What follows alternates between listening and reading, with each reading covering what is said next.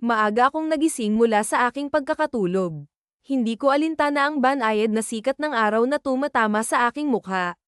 Sa mga sandaling iyon, biglang sumagi sa aking isipan na may pasok pa pala ako. Agad akong nataranta sa pag-aayos ng sarili, sapagkat kung hindi lamang ako nakainom kagabi, tiyak na mas maaga akong nagising. Ipinagdiwang kasi namin ang kaarawan ng isa naming katrabaho sa kumpanya, kaya't nauwi kami sa isang masayang inuman. Hindi ko man mabilang kung ilang case ng Red Horse ang naubos namin, pero sigurado akong naging masaya ang gabi. Ngunit ngayong umaga, may halong saya at lungkot ang aking nararamdaman sa pagpasok sa trabaho.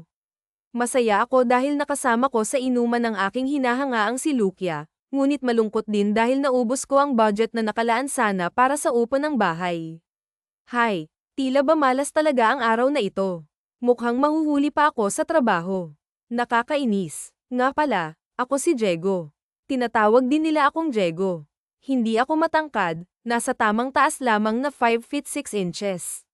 Hindi rin ako maputi dahil sanay ako sa init ng araw sa probinsya, at lalong hindi naman ako gwapo. Medyo mahiyain ako lalo na sa mga babae, at madalas akong tawaging torpe dahil hindi ako makaimik tuwing nandyan si Lukia. Siya na yata ang nagbibigay kulay sa bawat araw ko sa trabaho. Sa kabila nito, wala akong lakas ng loob na ipahayag ang nararamdaman ko sa kanya. Ang tanging lakas ng loob ko ay nakatuon lamang sa aking mga pangarap. High school graduate lang ako, kaya't ang nahanap kong trabaho ay pagiging pahinante ng truck. Ulila na rin ako sa magulang, at pinalaki ako ng lola ko na siyang nagpaaral sa akin. Ngunit hindi rin nagtagal, pumanaw din siya. Sa kabila ng lahat ng ito, nagsikap akong mag-aral, ngunit hindi na kinaya ng budget kaya't hanggang dito na lang ang narating ko. Sa edad na 17, nagpunta ako sa Maynila at naging kargador sa pier. Pagsapit ng 18, naging pahinante ako ng truck. Sa umpisa, natutulog lang ako kung saan-saan, pero kalaunan, nakapag-ipon ako at nakahanap ng inuupahang bahay. Hindi man ito kagandahan, maituturing ko pa rin itong tahanan. Ang tanging kagamitan ko lamang ay isang bombilya at isang tablet na nagsisilbing libangan ko kapag nag-iisa. Mayroon din akong cellphone, ngunit hindi ito touchscreen, kundi pindutan lamang. Hanggang ngayon, matyaga pa rin ako sa aking trabaho. Gayunpaman, huli ako ngayong araw sa pagpasok. Pagdating ko sa opisina, nakita ko si Lukia na masayang nakikipag-usap kay Benjamin, ang driver namin. Hindi ko maiwasang makaramdam ng selos. Gwapo si Benjamin, at maganda naman si Lukia, tila bagay silang dalawa. Sa kabila nito, wala akong magawa kundi tanggapin na wala akong laban sa kanila. Pagkatapos, napag-alitan pa ako ng boss namin dahil sa pagka-late ko, dahilan upang hindi may biyahe ang mga kargamento sa pier.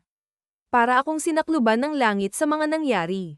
Hay buhay! Ito na lang ang nasabi ko matapos ang trabaho. Paglabas ko ng gate, nakita ko si Benjamin na nakasakay sa motor. Mukhang may hinihintay siya, kaya't dumiretso na lang ako pauwi, dala ang aking kalawanging bisikleta. Ngunit habang naglalakad ako, nakita kong sumakay si Lukia sa motor ni Benjamin.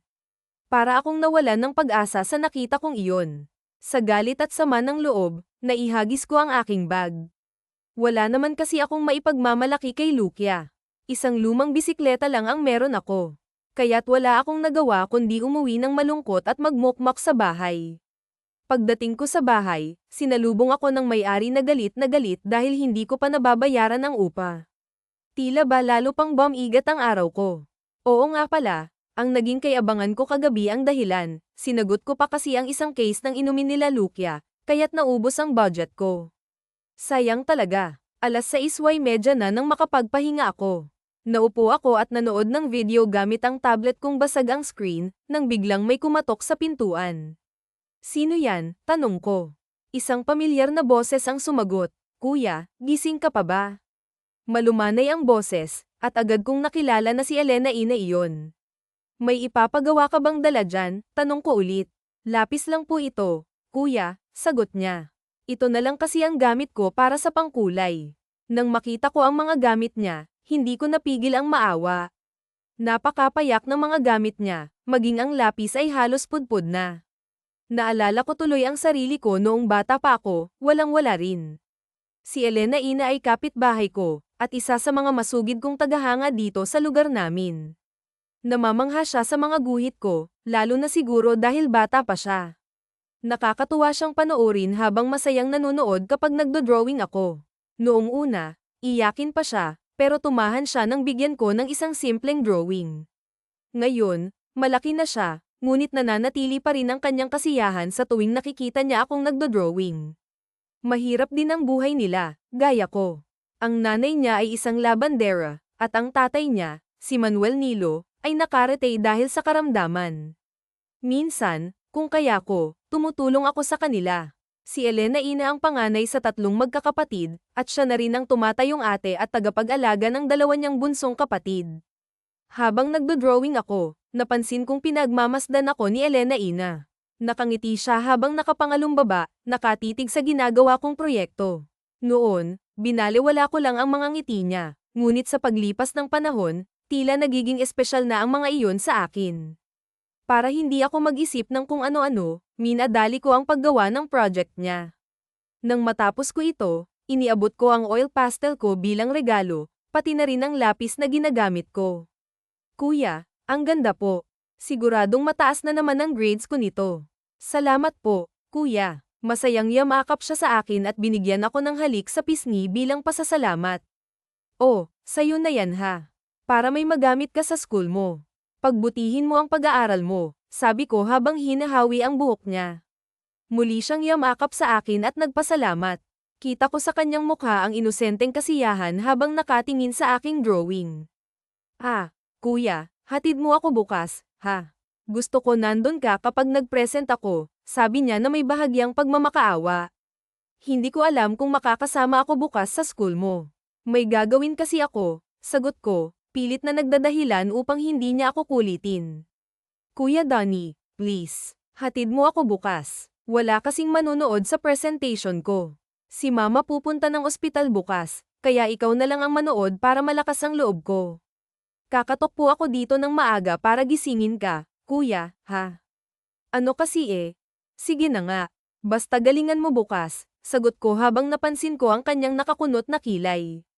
Yay! Aayusin ko. Kuya, basta bukas po yan ha. Bye, kuya. Salamat po ulit dito. Masaya siyang umalis, dala ang mga gamit na binigay ko.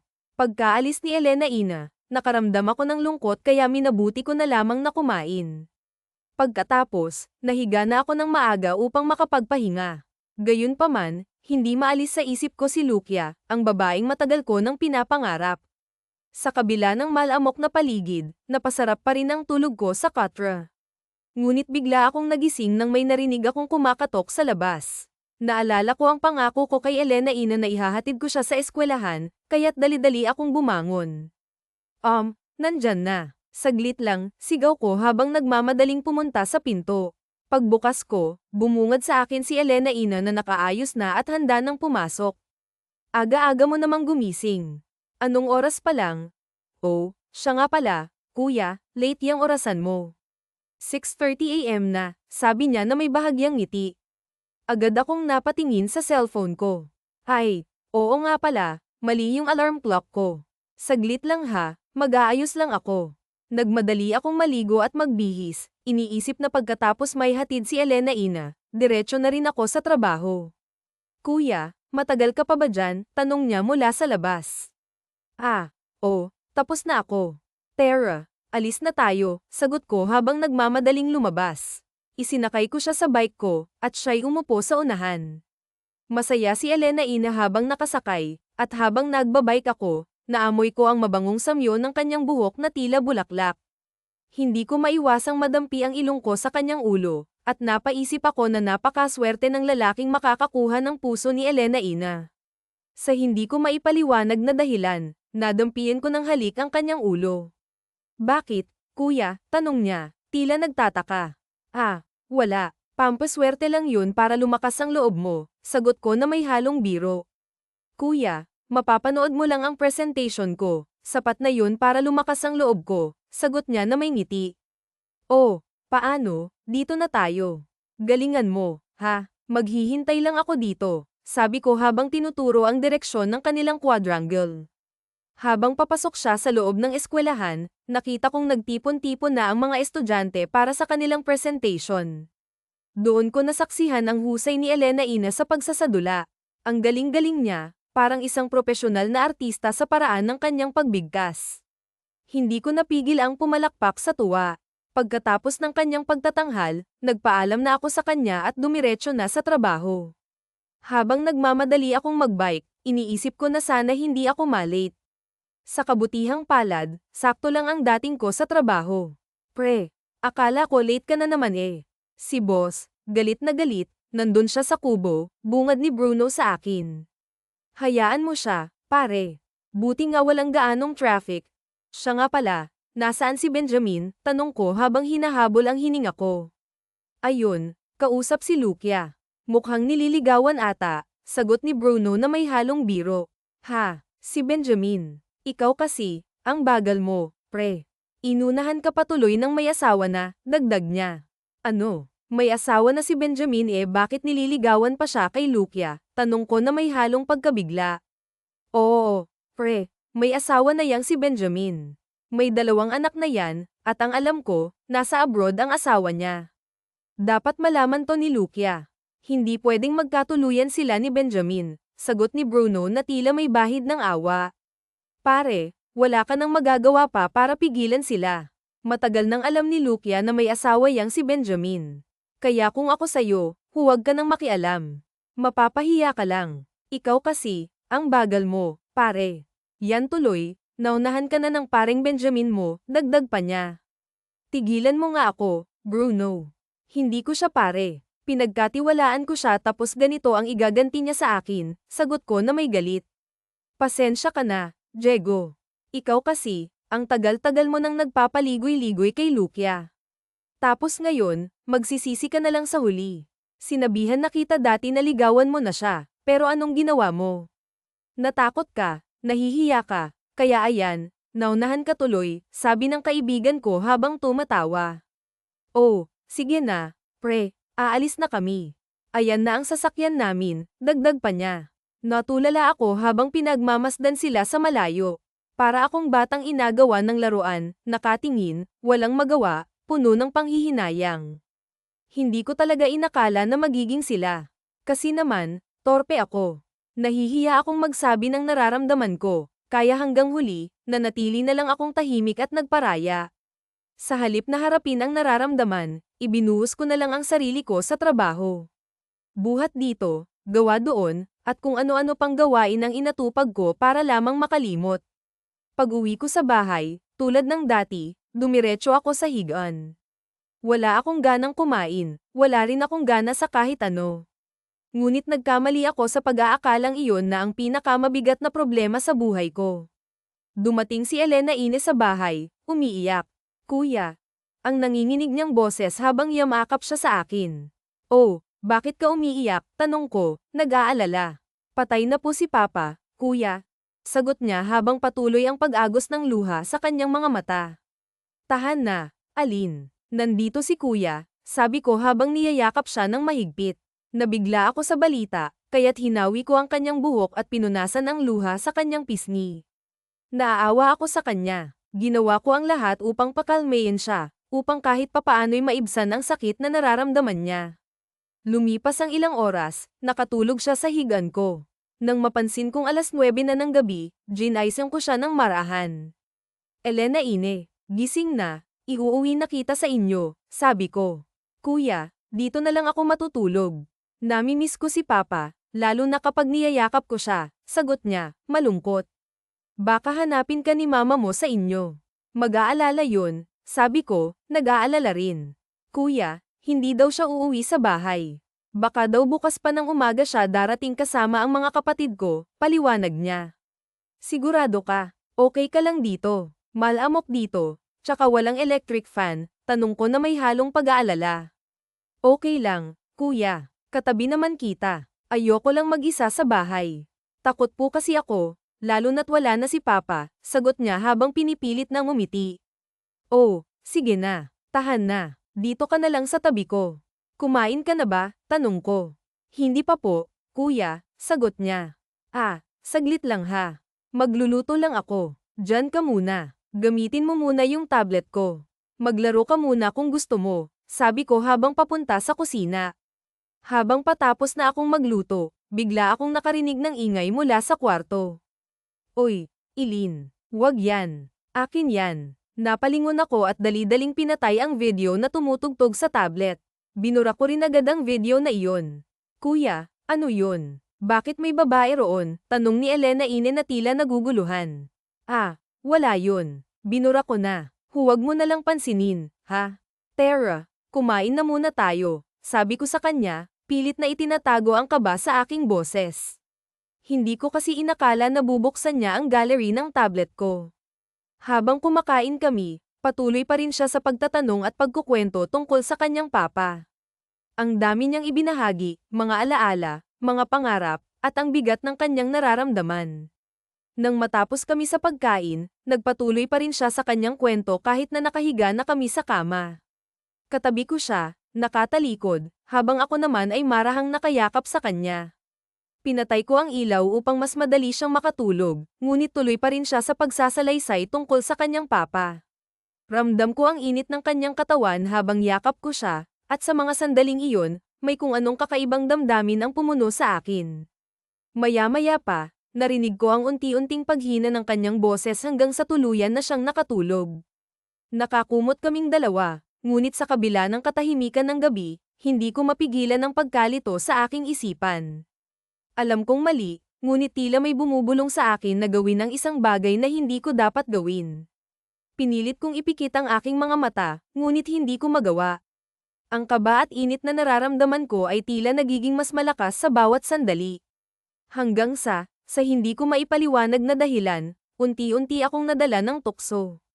Naramdaman ko ang sarili kong gumagalaw, ang kamay ko'y napunta kung saan-saan. Parang nananaginip ako, ngunit alam kong gising ako. Nang magising ang aking konsensya, dali-dali akong tumayo at pumunta sa CR.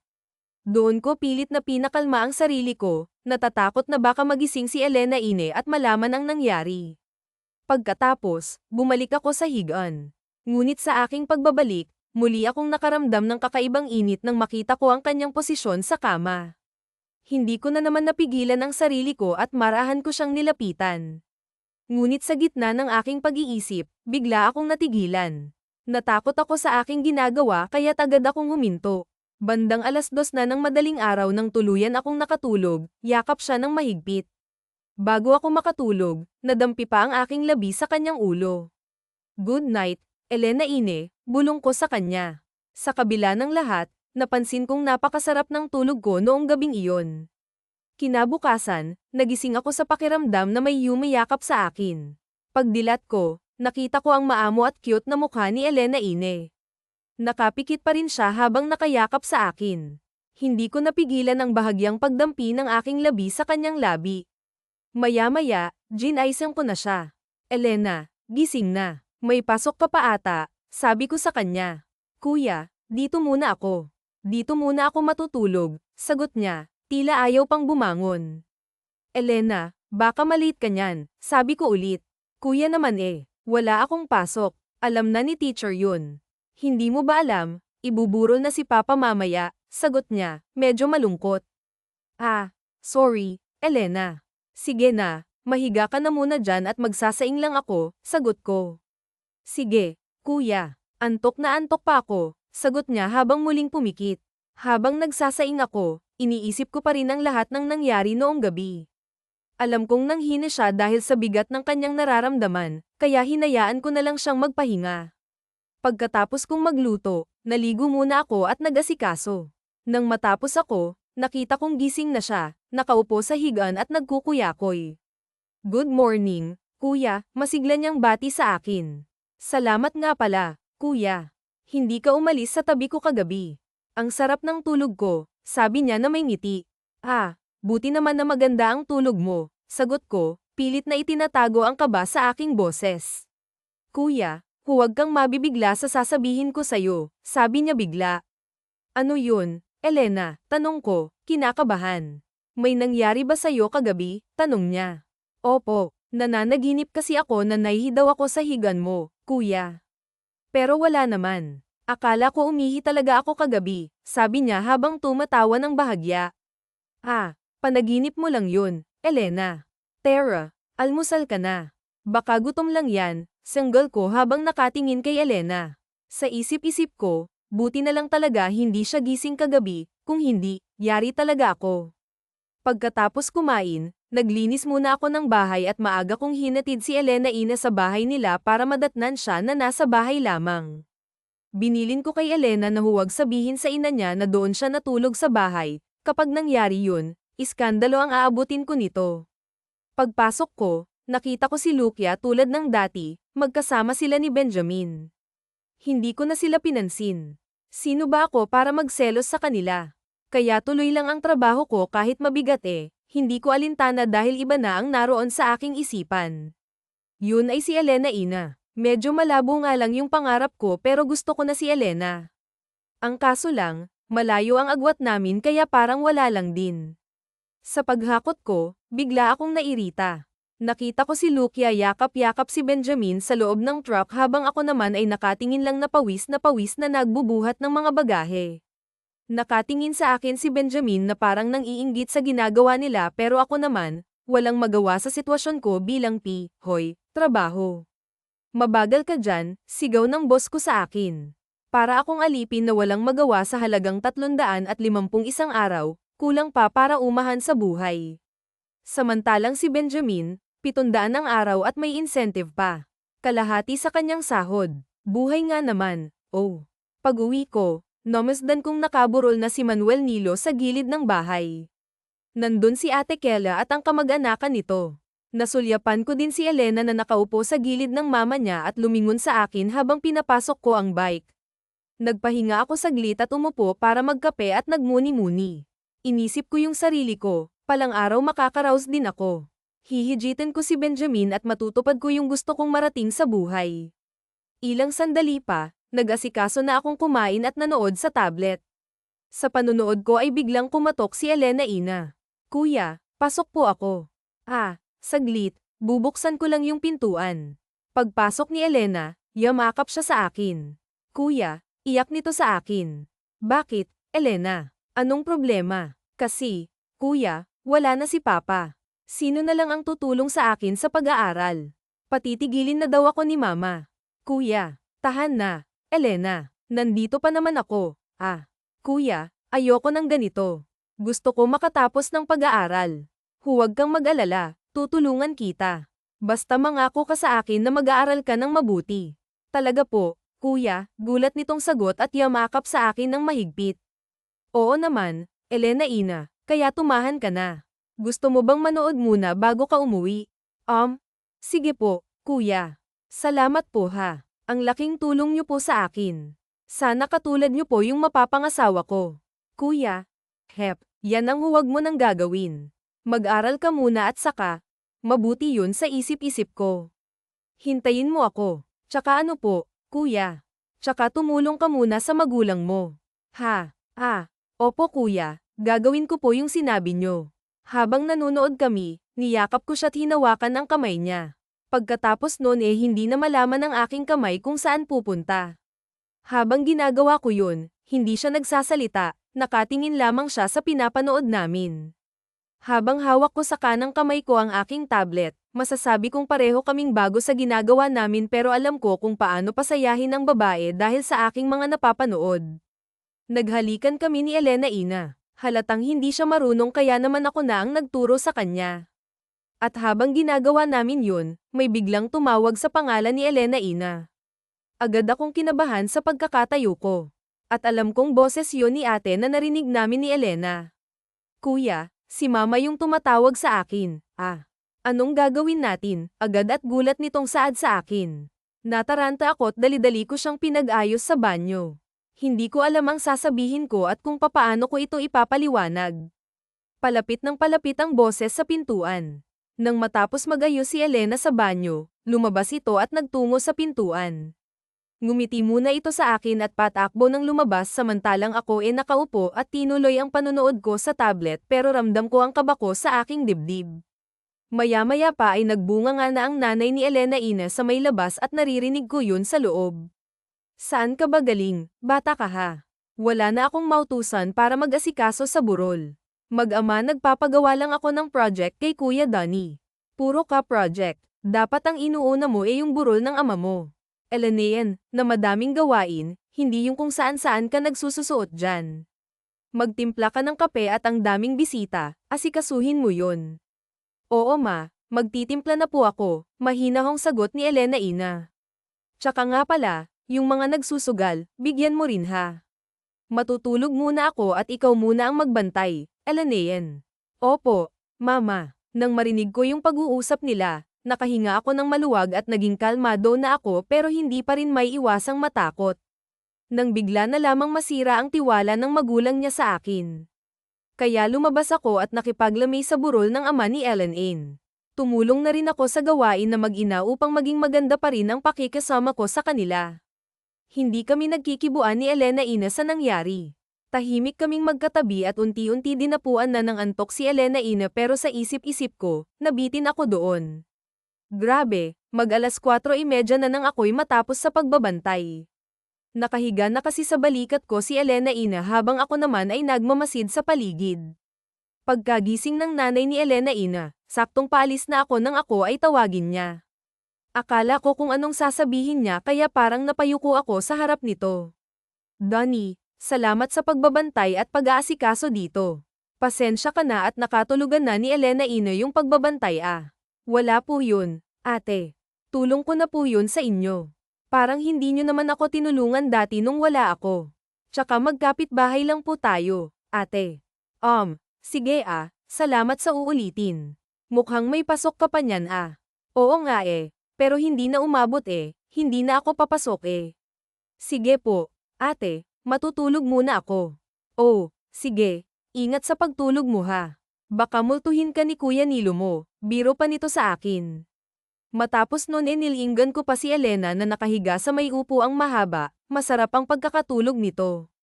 Paghiga ko, naisip ko ang mukha ni Elena Ina. Pinalitan niya na kasi si Lucia sa isip ko kaya parang ang sigla-sigla ko habang pinipikit ko ang mata ko na inaalala si Elena Ina.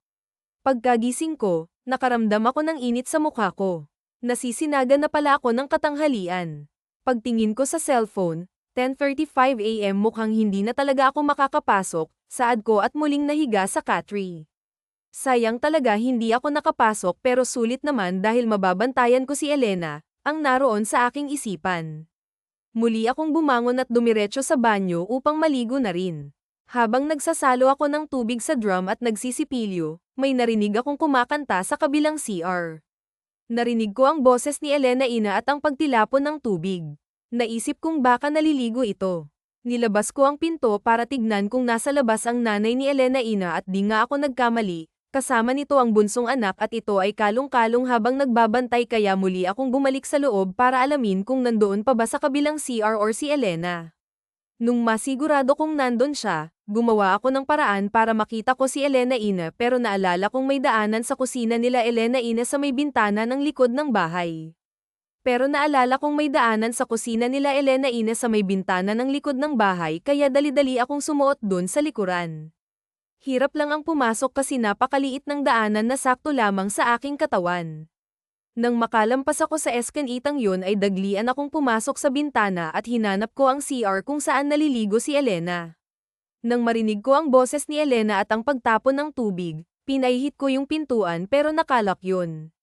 Sandali pa ay bumulong ako sa pintuan. Elena Ina, si Don ito, papasukin mo ako. Bilis, kabado ko sa mga oras na yun. Hindi ko alam kung mabibisto ako ng mama ni Elena Ina. Ilang saglit pa ay bumukas ang pintuan.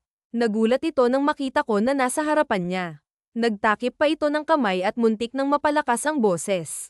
Sa pagmamadali, isinara ko ang pintuan at namangha ako sa kanya. Donnie, bakit, kuya, nandito ka? Baka makita ka ni mama. Tinakpan ko ang labi niya para hindi na magtanong pa. SHHH, huwag ka lang sisiga, saad ko na may pagkautal na kinakabahan. Pero natatakot ako, baka naman mahuli tayo dito, bulong nito sa akin. Huwag kang mag-alala, mabilis lang to. Sabay na tayo. Sabi mo yan ha? Oo, akong bahala sa'yo. Pagkatapos naming mag-usap ay dali-dali na nga akong nagbuhos ng tubig mula ulo hanggang paa. Magkayakap kaming naliligo. Sa wakas, wala nang sagabal sa mga balak ko kaya magagawa ko na lahat ng aking gusto. Sa isip-isip ko habang nakangiti at niyayakap si Elena, maya-maya lang, agad kong hinalikan ang labi ni Ellen. Tumugon naman ito sa akin. Hindi na ako nagpatumpik-tumpik pa. Pamwesto na ako upang gawin ang bagay na aming kailangan. Kitang-kita ko ang ekspresyon ng mukha ni Elena na talaga namang hindi alam ang gagawin dahil na rin siguro sa tinatamasa ng mga oras na iyon. Tagumpay kong nagawa ang aking nais at ilang sandali lamang, may pumipihit ng pintuan. Elena, matatapos ka na bang maligo dyan? Ah, opo, mama, sigaw nito sa labas. Ba't parang ang tagal mo ata dyan? Kanina ka pa dyan. May nililinis lang po ako, mama. Patapos na rin po ako dito, mama, ang yutal nitong sagot. Ganun ba? Bilisan mo at mautos ako sa'yo sa palengke. Ellen, lumabas ka kaagad dyan ha? Opo, mama. Sige at asikasuhin ko muna yung bisita dito sa labas. Bilisan mo dyan. Grabe ang kaba ko ng mga oras na yun. Pagkatapos ng aming ginawa, ako naman ay nagpasalamat kay Elena bago ako lumabas ng banyo. Lumingga-lingga ako, napasilip sa pintuan pero buti na lang at wala ang mama nito sa kusina. At muli, isang siil na halik ang binaon ko kay Elena at mahigpit na pagkakayakap. Elena, salamat at hindi ka nagsumbong. Paano? Alis na ako Kita na lang tayo sa bahay ko. Sige, ingat ka ha. At sa wakas, nakatakas din ako at naisakatuparan ang plano ko kay Ellen. Mabilis akong lumusot sa eskinita at nakarating sa bahay nang walang nakakaalam. Sa wakas, napasa akin din si Elena. Sa isip-isip ko habang di narama ang katahimikan ng katanghalian. Sa mga oras na iyon parang nagising ang diwa ko nang makarinig ng ingay sa kabilang kwarto kaya't lumapit ako roon. Narinig ko ang boses ni Ate Carmen na may kausap sa telepono. Baka sa Friday ilibing na si Nilo at makakauwi na kami dyan sa Mindoro sa Lunes. Balak kong ang ibenta na lang tong bahay para may panghanap buhay kami dyan Paano yung anak mong panganay dyan? Ihihinto ko muna sa pag-aaral. Si Ellen inay patutulugin ko na lang siya sa tindahan na itatayo ko dyan. Nay, ganun ba anak kung yan ang pasya mo, umuwi na kayo dito. Salamat po, Nay Sige po, tawag ako mamaya. Nang marinig ko yun parang nalungkot ako dahil iiwanan na ako ni Ellen. Sa isip-isip ko parang hindi ko kayang malayo siya sa akin kaya gumawa ako ng paraan kung papaano mapipigilan ang pag-alis ng mahal ko. Kaya kinanaumagan, maaga akong nagising at pumasok sa trabaho. Hindi ako mapakali dahil Huwebes na at ililibing na si Manuel Nilo sa Biyernes at sa Lunes ang alis nilang mag-anak. Dadagdagan pa ng problema sa trabaho ko. Pare, problemado ka yata dyan, saad ni Bruno. Oo nga, pare, hulaan ko. Si Lucia na naman yan no. Hindi tungkol to sa pera tsaka wala na sa akin yang si Lucia. Cavite niya pala yan yan ang wala ko, pare. Akala ko si Lucia. Nabalitaan mo bang magsyota na yung dalawa, pare? Sus, hindi pa ba obvious, pare? Yung nakikita ng mata mo. Ikaw talaga, Bruno, nuggets ka din Wala na akong pakialam sa kanila. Basta kailangan ko ng pera May i-offer ako sa'yo. Pare kung kailangan mo talaga ano naman yun, pre. Baka naman bawal na gamot yan Wag na lang pare maganda, may iloloan sana kami ng misis ko kaso ang laki pero mababa lang ang interest kaya kung papayag ka hati tayo sa loan magkano ba yung nailen? 50,000 pare. Payag ka ba? Tuwing Sabado naman ang hulog Manuel malaki ata, pare pero sige payag na ako, basta walang sabit yan. Matapos ang pag-uusap namin ay agad akong sumama sa kanya para kunin yung pera at kinagabihan pag-uwi, nakasalubong ko si Ate Carmen. May alam ka bang gustong bumili ng bahay? Nang marinig ko yun parang natuwa ako. Magkano nyo ba ibebenta ang bahay nyo, ate? Medyo may kalumaan naman na yung bahay Tsaka sakto lang pang pamilya. Baka mga PHP 50,000 lang Aalis na kami sa Lunes. Nang marinig ko yung presyo nangalahati lamang ako Ay, ate, may pera ako dito pero PHP 20,000 lang Kung gusto nyo po, ako na lamang ang bumili. Huhulugan ko na lamang po sa inyo yung kulang para nang sa ganoon po hindi na ako mangupahan.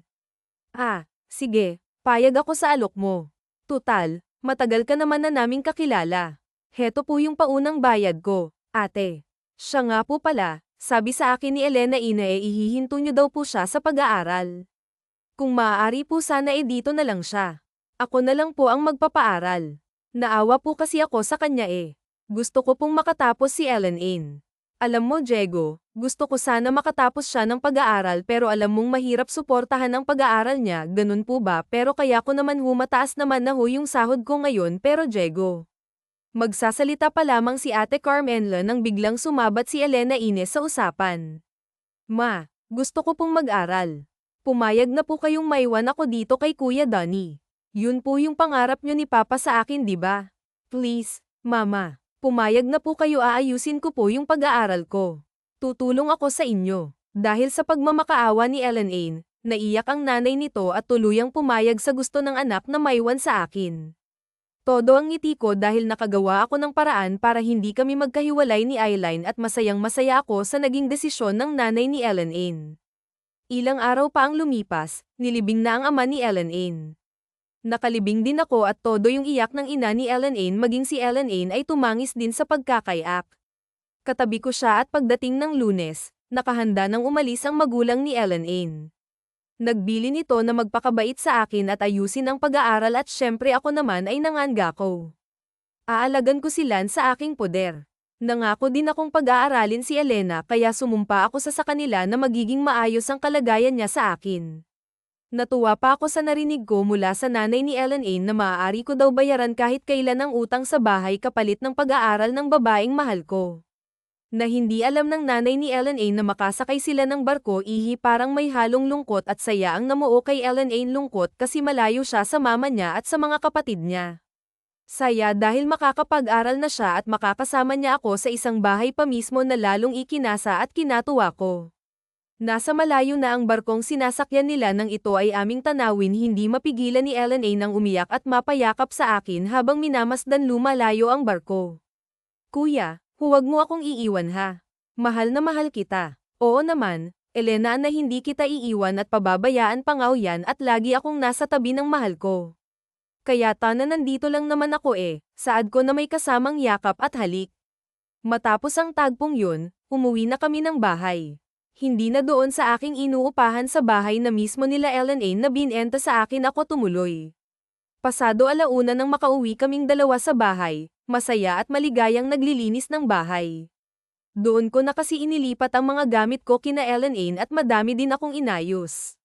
Buong maghapon syempre hindi nawawala sa tabi ko si Elena magiliw ito at malambing sa akin na para bang tunay kong asawa. Kung minsan naghaharutan kami sa kama't naghahabulan sabay yayakapin ko ng mahigpit at magtatawanan kami't maghahalikan. Isang buong araw ganoon ang eksena namin parang paraiso sa loob ng bahay. Grabe parang ayoko nang matapos pa ang bawat sandali na siya'y nakangiti masaya sa aking piling. Kuya Diego, pag nakatapos ako sa pag-aaral gusto ko ikaw yung mapang-asawa ko talaga. Elena, ako na yung pinakamasayang tao sa mundo pag nangyari yun. Handa kitang pakasalan, Ellen Ain. Mahal kita kahit saang simbahan basta dito ka lang sa tabi ko ha. Mahal ko. Oo, kuya kahit sino pa nga man liyo sa akin, basta agad kasi ikaw ang gusto ko makasama habang buhay. Wala kayang forever, biro ko sa kanya. Kuya naman bag trip ka dyan. Ka na nga matutulog na ako. Et naman, tampo agad. Halika nga dito, baby ko't payakap nga ako sa babaeng mapapangasawa ko. Sabay halik sa pisngi nito habang kalong-kalong ko at nilalamang. Ikaw kasi pangasar ka masyado. Bakit naman? Totoo naman, walang forever Kasi ikaw ang lifetime na mamahalin ko habang nabubuhay ako grabe ka naman ganun pala yun pakis nga po ako saad nito na kinikilig sa akin habang niyayapos ko ng mahigpit ang buo niyang katawan sabay halik sa noon. Ito ayaw mo lang kasing maniwala sa akin Oo na po mahal ko. Naniniwala na ako sa'yo saglit lang magluluto muna ako ng makakain natin, sabay bitaw nito sa aking pagkakayakap. Pero hinawakan ko ang kamay niya at hinatak palapit sa akin. Bakit, Diego? Ayaw mo pa bang kumain? Hindi mahal ko, sasamahan na kitang magluto para matuto din ako sa luto mo, at sabay yakap muli dito pagpunta sa kusina. Nagluto kaming dalawa ng sinigang yakap-yakap ko siya mula sa likuran habang hinahalo namin ang kanyang niluluto. Nakangiti kaming dalawa at masayang-masaya nagtitinginan sa isa't isa at masasabi kong daig pa namin ang ikinasal dahil sa hindi kami mapaghiwalay maging sa pagkain.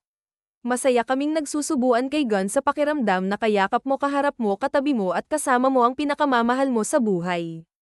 Pagkatapos ng mga gawaing bahay nagpahinga na kaming dalawa sa kwarto at sa iisang kumot at syempre may electric fan at saka aircon. Medyo pagod kaming dalawa sa gawaing bahay kaya maagang napapikit si Elena.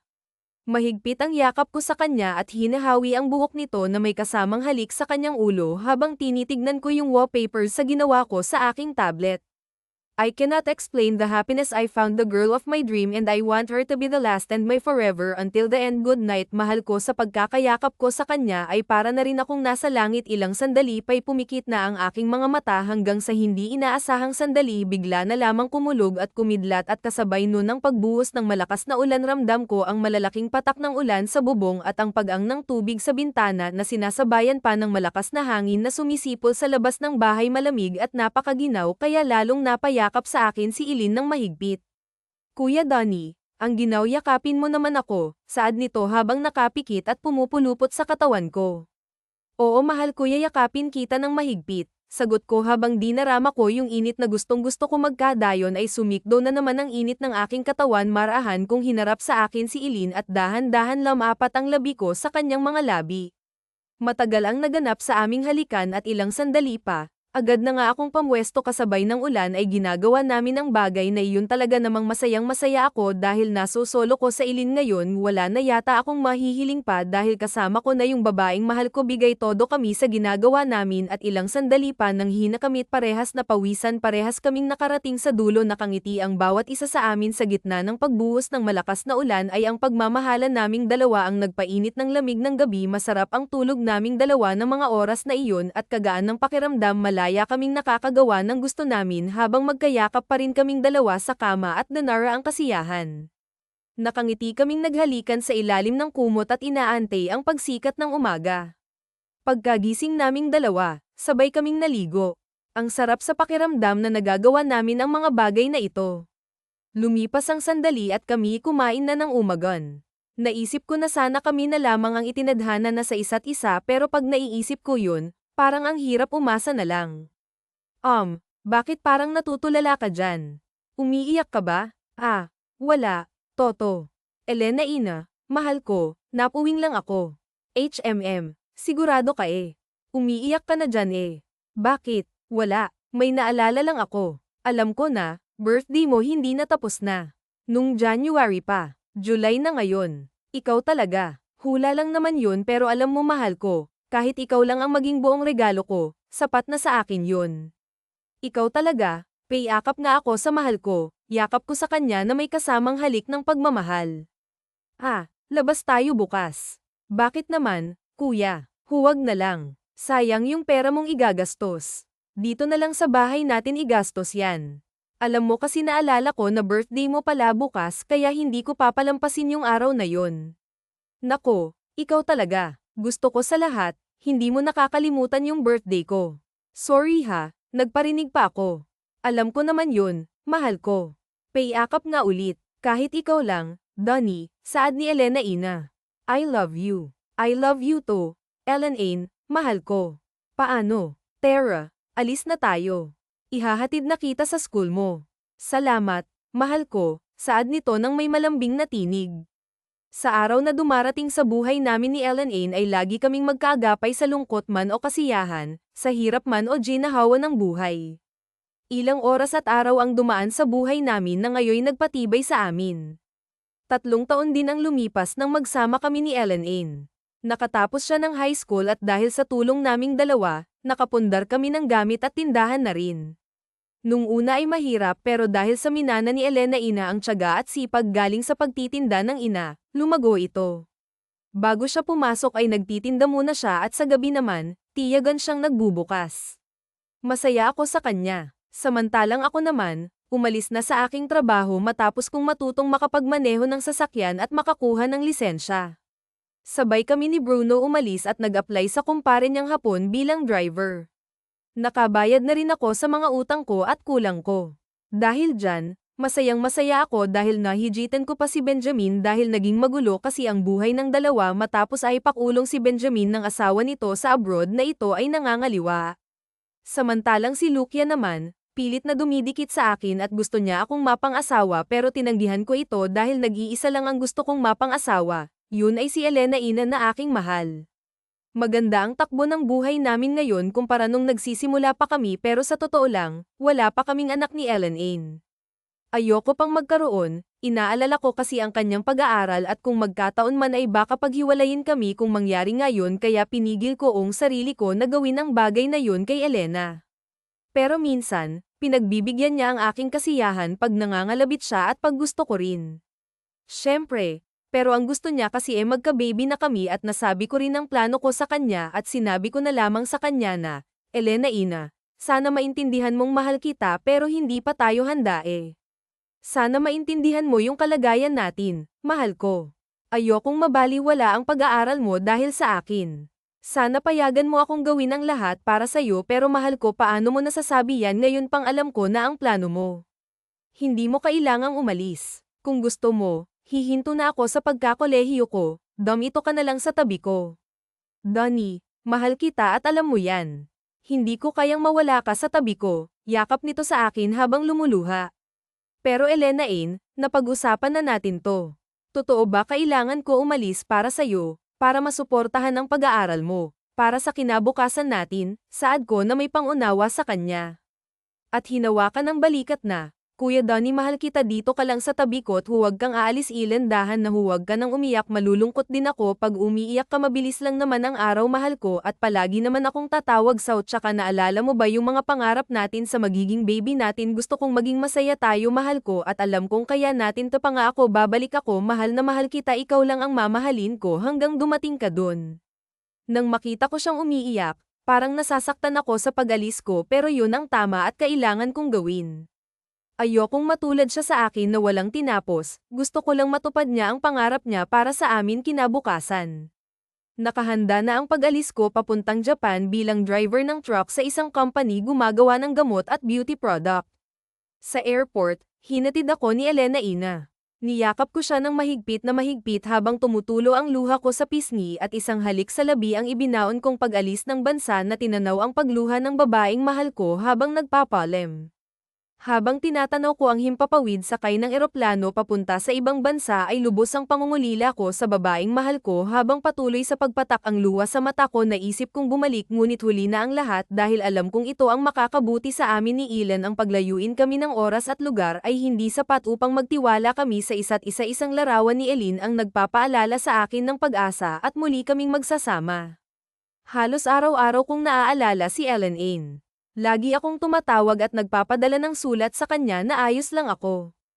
Kamusta ka na pag-aaral mo at mahal kita Elin mga salitang paulit-ulit kong ipinaparamdam sa kanya hindi rin nawawala ang sustento ko sa kanyang pag-aaral lahat ng sahod ko yung pinapadala ko buwan-buwan sa bank account naming dalawa at minsan nga kinsines kung magpadala ako sa kanya hindi naman ako natatakot sa kalagayan niya doon na baka mag-isa lamang siya sa katunayan ipinasundo ko na yung mama niya at mga kapatid niya para doon na lamang tumira sa bahay kaya laking pasasalamat ko rin na sila ay nandoon ngunit isang masamang balita ang nagpabago sa akin nung mga sandaling yun at halos ikadurog na ng puso ko ang sinabi ng mommy ni Ilan sa akin layuan ko na daw ang anak niya dahil kakasal na daw ito sa bago nitong nobyo matapos nung pag-uusap namin ng nanay ni Elena nawalan na ako ng contact sa mahal ko para akong pinagsakluban ng langit at lupa at nung araw dining yun na aksidente ako sa minamanehong truck dahil ito sa pagkasira ng ulo ko sa aking nalaman gusto kong kamustahin o tignan kung totoo ba pero wala akong magagawa nakarate ako sa ospital at nag-aagaw buhay sa nangyari tanging pangalan ni Ilan ang binabanggit ko sa mga oras na iyon pero walang Ilan na dumating sa hospital. Pare, kamusta ka na? Si Bruno to ah. Pare ilang araw na akong nandito. Isang buwan na pare buti na lamang at bali lang ang tinamo mo pasalamat ka't buhay ka pa nga pala nahuli na yung nakabangga sa'yo at huwag kang mag-alala sagot ng kumpanya ang lahat ng gasto sa ospital wala kang babayaran pare tungkol naman sa sisihirin mo ganun din habang nagpapagaling ka ay binabayaran ka ng company pare pasensya na wala akong nakuhang impormasyon kung nasaan na yung mag-ina na pinapahanap mo sa akin ah. Okay lang, Bruno. Salamat din at dinalaw mo ako dito. Sus. Wala yun, ano ka ba, ako ang nagpasok sa dito, kaibigan kita, at syempre ako rin ang mag-uuwi sa'yo pare. Salamat Bruno, alam mo wala natira sa akin, hindi ko alam kung sino pa yung nasa tabi ko o kasama ko ngayon, wala na pare, saad ko na may kasamang pag-iyak, pare nandito kaming mga kaibigan mo kaya huwag ka nang umiyak, parang hindi ka lalaki niyan sagot nito na may halong awa sa akin. Matapos ng ilang buwan, nakabalik ako sa trabaho. Nilakasan ko yung loob ko at patuloy pa rin ako sa pagpapadala sa bank account namin ni Elena. Alam kong graduate na siya ng mga panahong yun, hindi ko nga alam kung naaalala pa rin niya ako, pero ang tanging hiling ko lang makita siyang masaya at maabot niya ang kanyang pangarap bilang isang guro.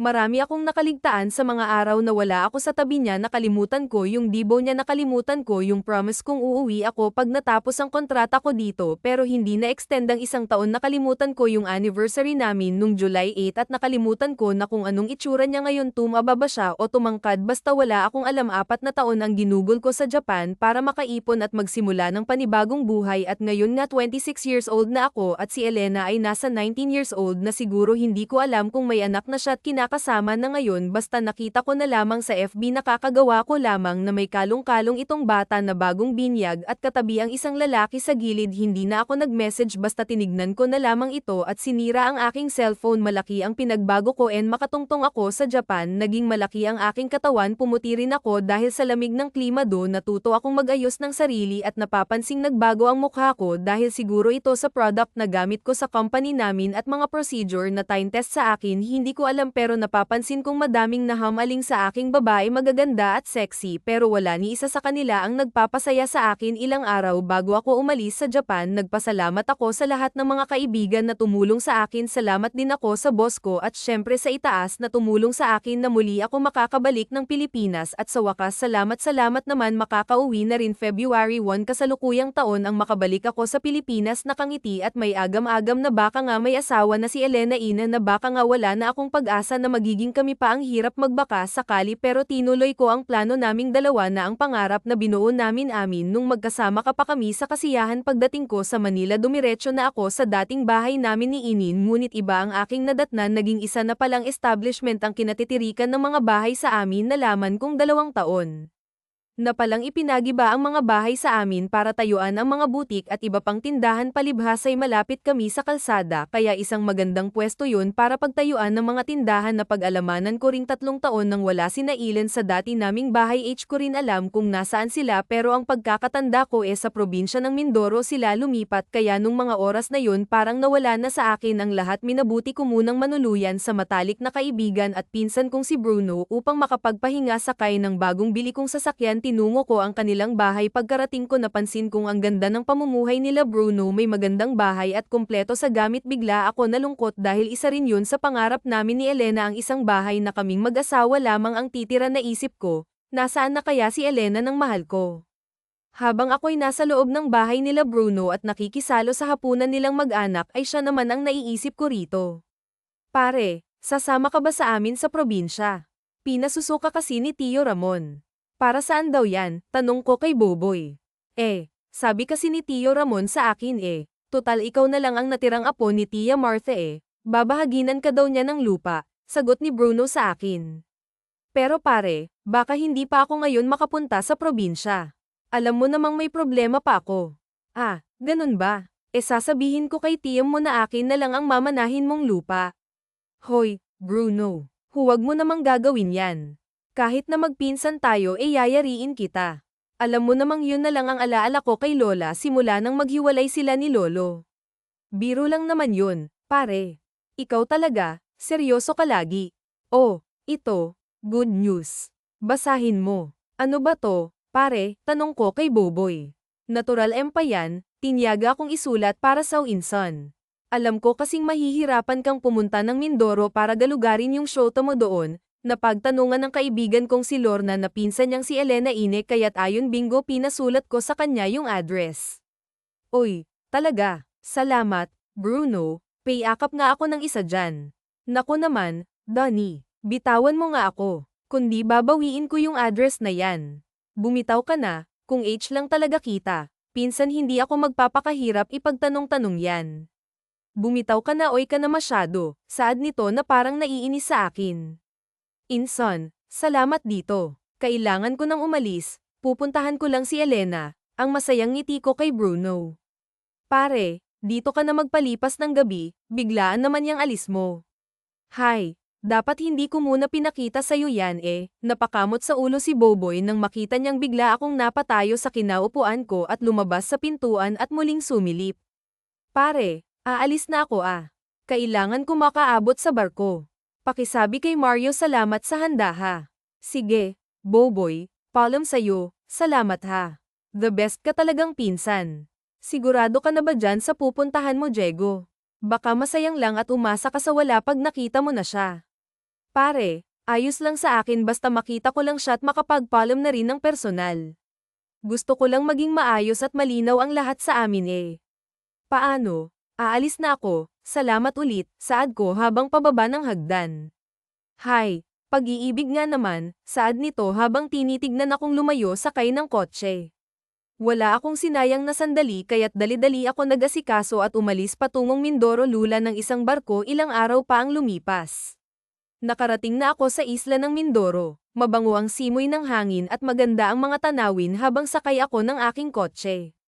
Pagkarating sa address na nakasulat, tinungo ko ang bayan at nagtanong sa mga nakatira dito. Hindi naman ako nabigo sa sagot nila kaya mabilis kong natunton ang tinitirhan nila Elena Ine. Pagdating ko sa bahay nila, hindi muna ako nagpakita sa mga ito. Pinarada ko ang sasakyan sa gilid ng kalsada at nagmasid-masid lamang ako sa bakuran ng bahay nila Ellen Ine.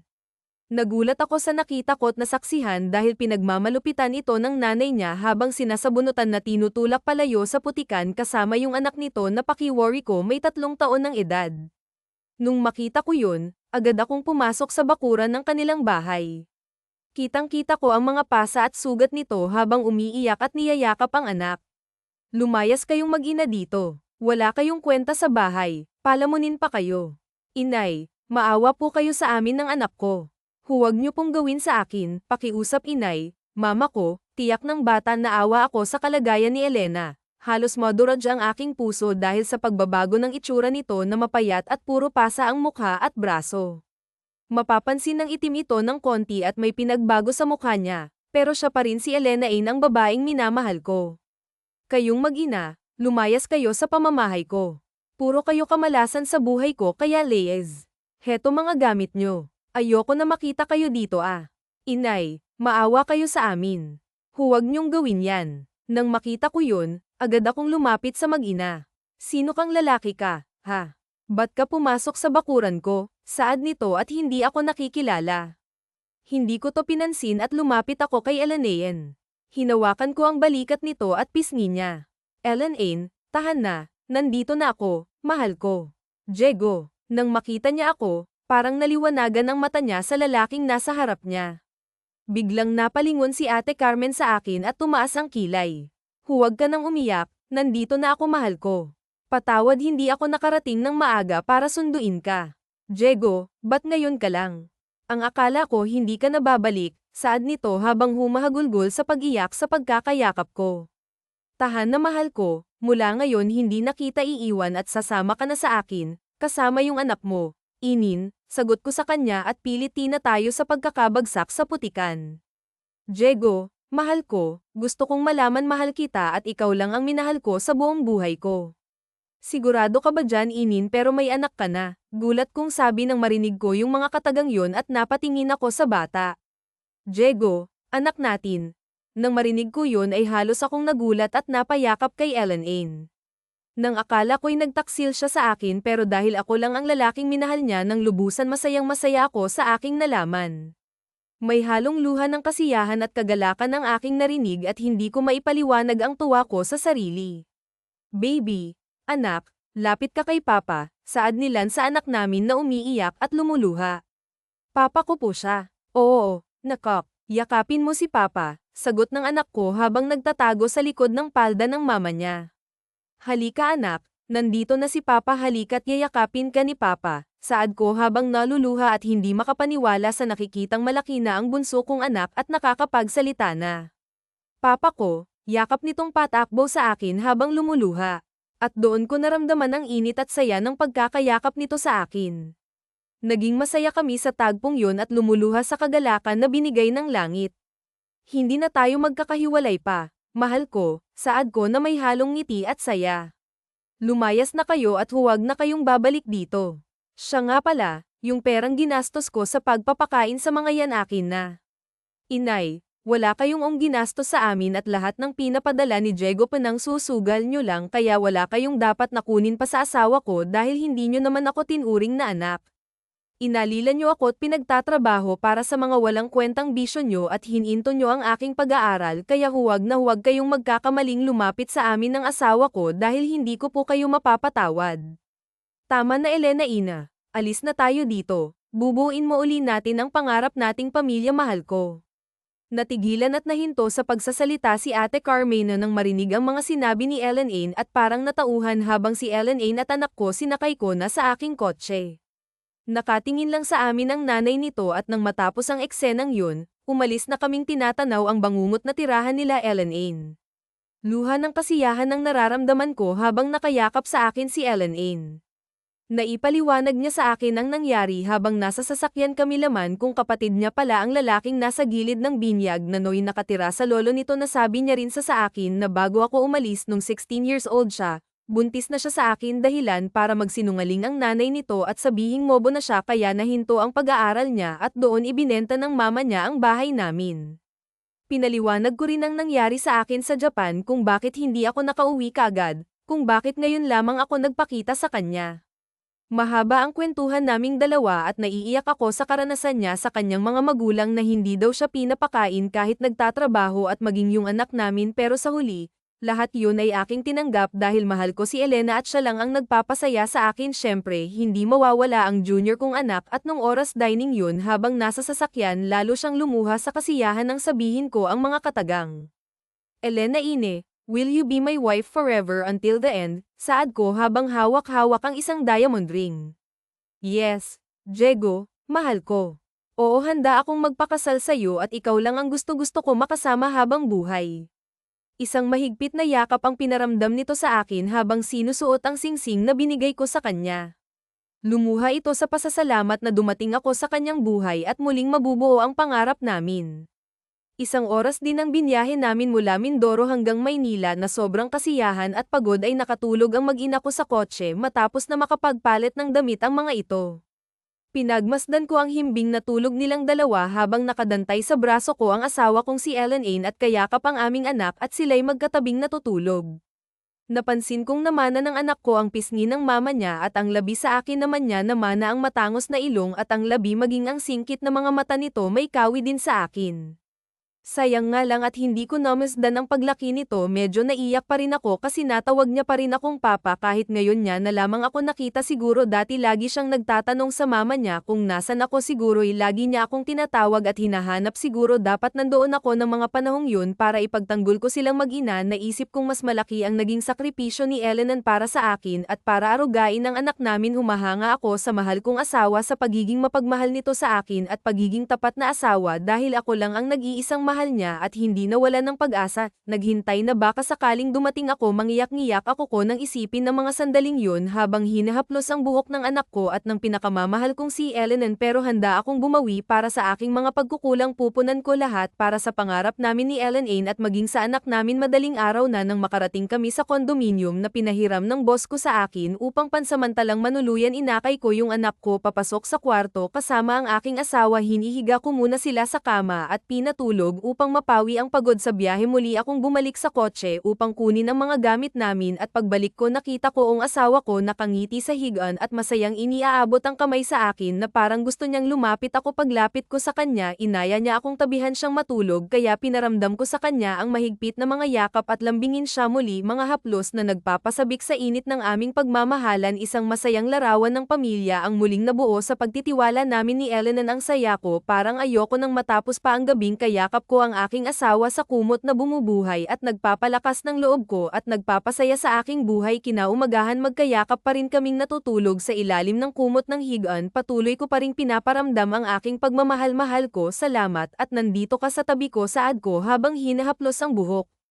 niya at niyayakap habang ito'y natutulog sa aking mga bisig. Maya-maya bumangon na ako at nagluto ng makakain namin at inihanda na nga sa pagkainan. Nagpa-deliver din ako ng bulaklak sa kwarto namin upang lasapin ang umpisa ng masayang umaga hanggang sa may handa ko na lahat ng surprise sa aking asawa. Ayoko pa sana silang gisingin dahil habang pinagmamasdan ko silang dalawa ay parang panatag na panatag ang loob nito sa pagkakahiga.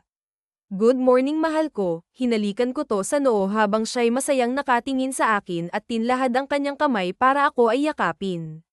Good morning din mahal ko, ang aga mo atang nagising mahal ko ah. Oo mahal ko, naghanda kasi ako ng surpresa para sa at kay Bunso. Surpresa talaga mahal ko. Oo mahal, para sa inyo ni Bunso yung hinanda ko. Tara't bumangon ka na dyan, may lakad pa tayo mamaya, may gusto akong ipakita sa'yo. Salamat mahal ko, wala na akong mahihiling pa na ikaw ang naging asawa ko, saad nito habang nakayakap sa akin. Hala na mahal ko, at nakahanda na ang pagkain natin sa mesa. Ako na ang kakarga kay Bunso, tara na, at baka lumamig pa yung niluto ko. Wow, galing naman ang asawa ko, dati ako ang nagluluto para sa ngayon sinurpresa mo ako. Masarap yang niluto ko, sige nga matikman nga kung masarap yan, ngiti nito habang palapit kami sa mesa. Wow, ang dami mo namang niluto mahal ko, sigurado kaluto mo lahat. Yung iba pinad ko lang, tulad nitong hawak ko ngayon. Namangha siya sa pinakita kong bagkos ng puro pink na bulaklak. Mahal naman, nag-abala ka pa talaga para surpresahin ako nito, ang dami naman na to, saad nito habang nakakunot ang kilay. Ikaw talaga Tara, kain na tayo, saad ko habang hinihila ko yung upuan ni Inin upang makaupo ito at sabay ipinakko na ang bunso namin. Habang kumakain kami, panay ang harutan naming mag-asawa, nandyan yung magsusubuan kami. Matapos ang masayang umaga, nagtungo kami ng asawa ko sa mall. Sakto pagbaba ko ng kotse, siya namang pagbaba ni Benjamin sa karag-karag na truck na sinasakyan ko dati. Natulala ito sa akin at binati ko habang nakahawak sa braso ko ang maganda kong asawa. Para itong binuhusan ng malamig na tubig ng aking batiin at hindi makapagsalita sa kinatatayuan. At habang napapalunok sa lalamunan, naalala ko dati yung hirap na dinanas ko sa kanya noon, pero pasalamat ako kung hindi dahil sa pagtatyaga ko at sipag sa buhay, wala ako rito ngayon. Matapos ang eksenang yun, dumiretso na kami sa loob at matapos mag-mall, masaya kaming mag-asawang nagtungo sa restaurant upang mananghalian ng mga oras ding yun. Matapos kumain, dumiretso rin kami sa park. Isang araw na walang kapagurang saya ang ginawa namin nung hapong ding yun. Umuwi na kami sa kondo, maraming masasayang larawan ang pumapasok sa isip ko na kasama ang pinakamamahal kong asawa. Ilang araw bago ang kasal, inimbitahan ko ang mga naging kaibigan ko sa Japan at ang mga kamag-anak ko sa side nila. Bruno, ang naging best man ko sa kasal ay ang pinsan kong si Bruno, naging ninong naman ang boss kong hapon sa kasal namin, at iba pang kaibigan na dumalo. Nang matapos na ang kasal, pumasok kami sa loob at agad kong dinala ang anak ko sa kuna. Tulog na tulog ito dahil sa pagod. Maya-maya pa ay napatingin ako sa asawa kong si Elenan. Sabik na sabik akong binuhat ito sa kwarto habang pinapapak ko ito ng halik sa labi. Pagdating namin sa kama ay parang mga nakawalang leon kami, na sabik sa isa't isa, nang gigigil sa isa't isa at pawang baliw sa pagkauhaw. Ang aming mga labi ay talaga namang hindi mapigilan, mahigpit na magkayapos sa mga katawan namin habang ang aming kamay ay talaga namang kung saan-saan naroroon. At sa sobrang kasabikan, agad na nga akong pamwesto. Kitang-kita ko ang ekspresyon ni Elena, talaga namang sabik na sabik at uhaw na uhaw ito sa akin. Hindi malaman ni Ellen kung saan ibabelang ang ulo ng mga oras na yun. Talaga namang parang baliw na hindi malaman ang gagawin. Nandong napapahawak sa aking braso, naroon naman na napapahawak sa unan. Mahigpit ang pagkakahawak nito hanggang sa ilang sandali lang tagumpay naming narating ang dulo. Pawisan at lupaypay kaming pareho, sobra-sobra ang aming tinatamasa at walang oras o araw na hindi namin ginagawa ang bagay na iyon. Biyaya ang pinagkaloob sa amin na magsama ng masaya at matiwas saysay isang bahay. Ilang taon din ang lumipas bago nasundan si Oscar dahil nagpatuloy sa pag-aaral si Inin. Sa tulong ko, isang lalaki ang sumunod dito at siya ang kapangalan ko, at sumunod naman ay si Julia na bunsong babae naming anak na palayaw ay Julia. Naging maayos ang aming pamumuhay ni Inin. Nagkaroon kami ng negosyong groceries at nagsimula lamang sa tindahan, at ngayon ay malyugo na nakapagtapos din ng pag-aaral si Elena, at ako din naman ay nagpatuloy din sa pag-aaral ng kursong business ad. Sa tulong ng pag-aaral ko ay na-promote din ako sa trabaho kinalaunan bilang isang assistant manager. Nakuha ko na rin ang mana kong lupa kay Tio Ramon sa Baguio kung saan magbi-birthday ang kapatid ni Lol ang si Tia Nora at sa susunod na linggo nga pupunta kami doon sa probinsya para makiselebrate kay Lola Nora at nung panahong pumanaw ang nanay ni Elena napatawad niya na ito sa mga nagawang kamalian sa ngayon nga ay masaya kami ni Ellen Ain sa buhay na tinatamasa namin ngayon kasama ang tatlo naming anak dahil na isa katuparan naming dalawa ang pangarap namin.